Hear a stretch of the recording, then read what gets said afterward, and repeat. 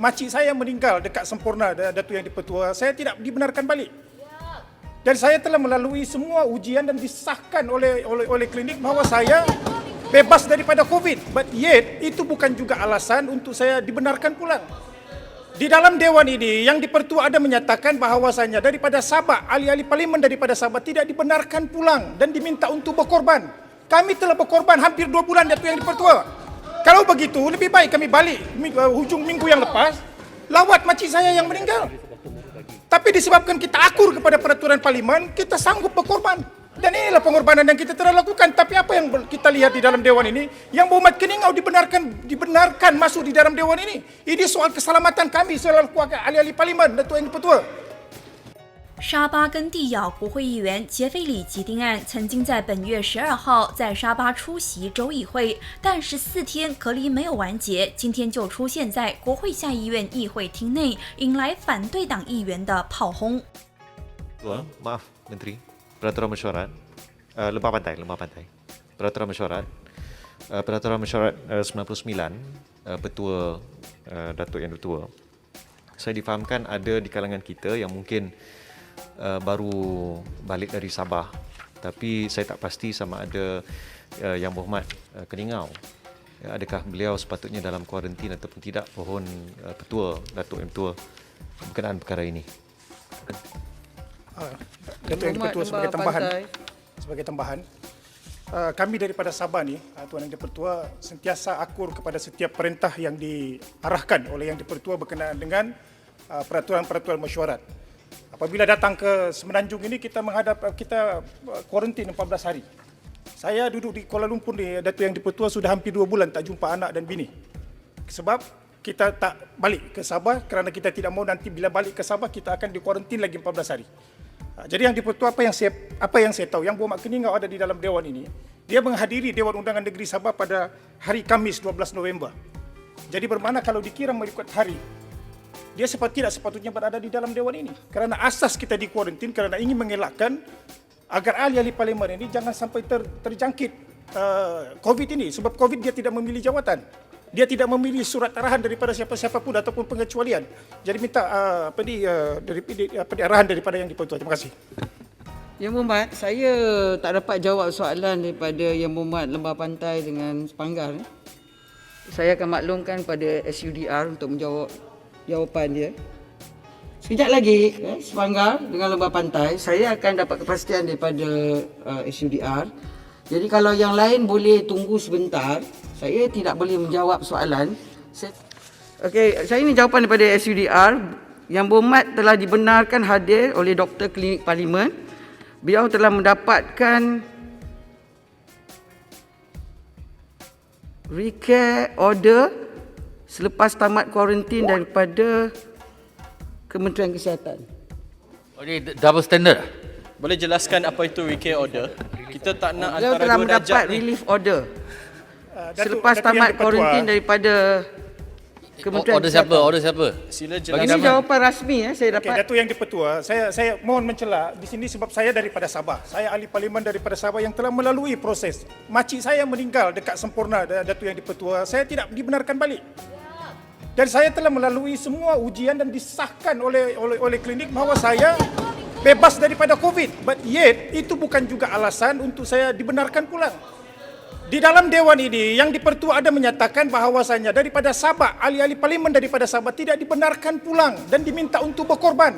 Kami telah berkorban hampir 2 bulan, Datuk Yang di-Pertua.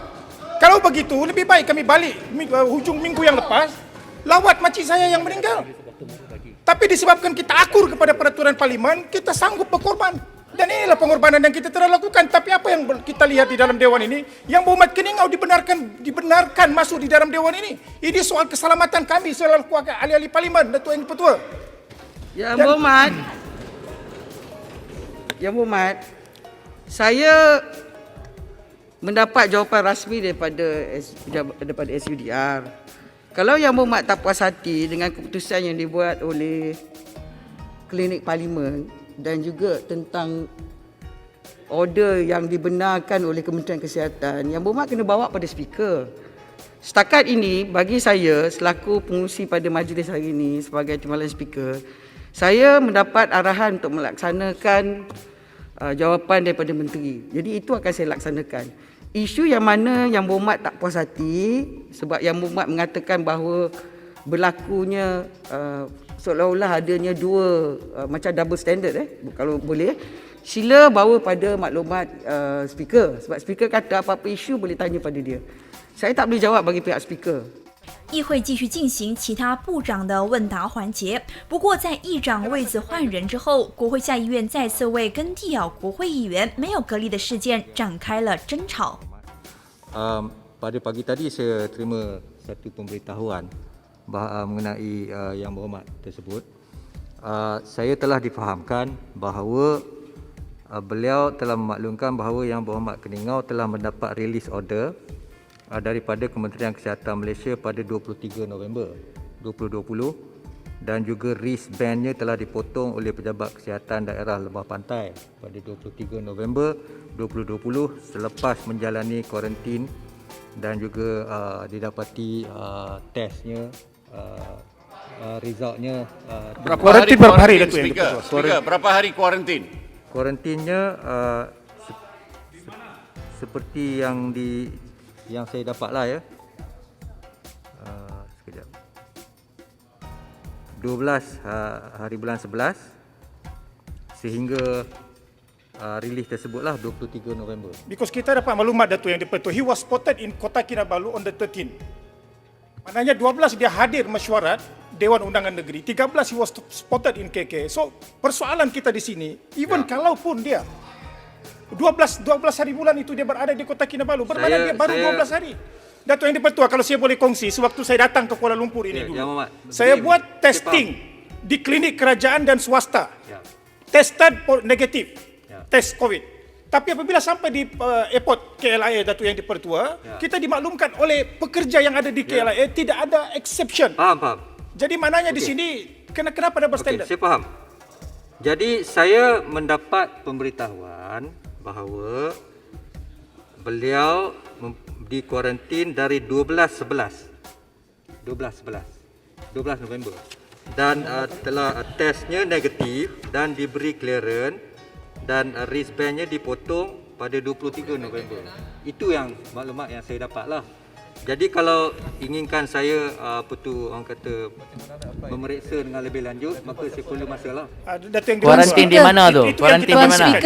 Kenapa berlaku perbezaan? Tuan Speaker, kalau 12 hari bulan kena kuarantin, campur 14, 26 hari bulan baru boleh masuk Dewan. Itu saya.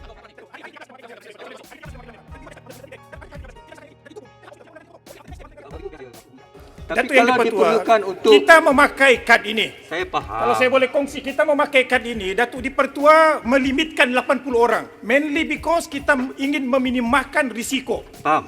Yang Berhormat Keningau datang daripada Sabah kurang 14 hari, itu lagi risiko kepada kita, Datuk yang dipertua. Datuk Speaker.